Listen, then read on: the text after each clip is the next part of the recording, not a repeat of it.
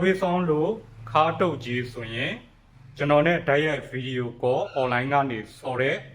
အကူတယောက်ပေါ့နော်သူဆိုရင်စဆော့တော့ကဘိုက်ပူတယ် body weight များတယ်ဒါပေမဲ့ဆော့သက်9လ6လမှာလုံးဝဘိုက်ချက်သွားတယ်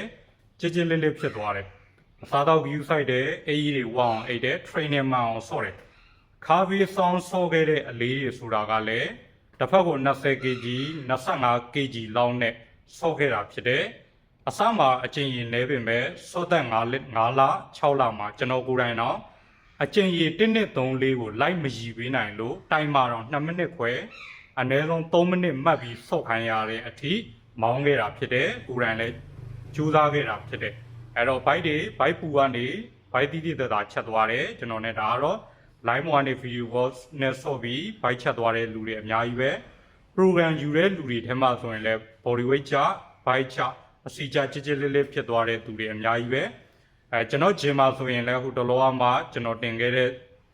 အကူတယောက်ရှိတယ်သူဆိုရင်3လအတွင်းပေါင်ချိန်22ပေါင်ချနိုင်ခဲ့တယ်ခါဆိုင်အနည်းဆုံး3လက်မခွဲချနိုင်ခဲ့တယ်ဒီဂျင်ကအကူတယောက်ဆိုရင်လည်းဆော့တဲ့လေးဆိုတာ20 kg 25 kg ကိုခါပြီးဆောင်းတာဘယ်ညာမှတစ်ကိုအကျဉ်း60 80အဲ့လောက်ထိဆောင်းတယ်အဲ့တော့ခါဘေးကိုအလေးကြီးတွေနဲ့ဆောင်းလို့သာခါတုတ်ကြီးဆိုရင်ကျွန်တော်ဂျင်ကတပည့်တွေ online ကကျွန်တော်နဲ့ direct face to face ဆော်တဲ့တပည့်တွေကျွန်တော်ရှီကနေဆော်ဖို့ video file program ယူတဲ့တပည့်တွေဘိုက်ပူနံကားတွေဖြစ်ကုန်မှာအသေးကြပါပဲအဲ့တော့အလေးကြီးတွေနဲ့ဆောင်းလို့ခါဘေးတုတ်တယ်ဆိုတာမဟုတ်ပါဘူးအဓိကအစားတော့ view site အေးဝမယ်ဆိုရင်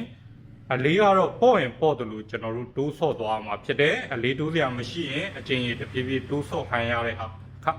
အခါတွေလည်းရှိတယ်ပေါ့နော်အဲ့တော့အလေးခါဖေးဆောင်လို့ခါတုတ်တယ်ဆိုတာမဟုတ်ပါဘူး